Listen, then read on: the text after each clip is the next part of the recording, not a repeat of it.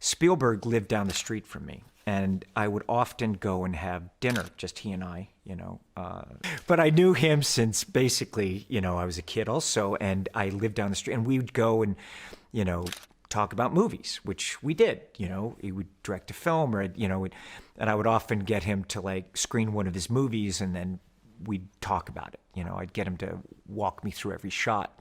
Often I'd start asking questions, and then I remember seeing Saving Private Ryan. I was like, ask a question, and then finally I was like, you just got to watch the whole movie. And afterwards I was like, wow, okay, I'll ask you those questions. Good job. Tomorrow.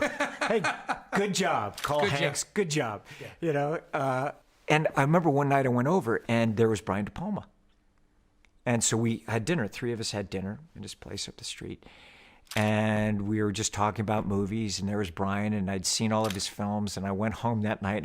Mission was on my mind. I was actually preparing also. I was prepping Interview with the Vampire at that time, and working on a few other things. And I went home that night, and I stayed up for about 14 hours, and I just got all of his De Palma's movies, and I restudied all of his films. For De Palma movies, we're talking about Carrie, Blowout, Yes. Dress to Kill, Untouchables. Okay, and I just went, oh my gosh, that he's got to direct Mission Impossible.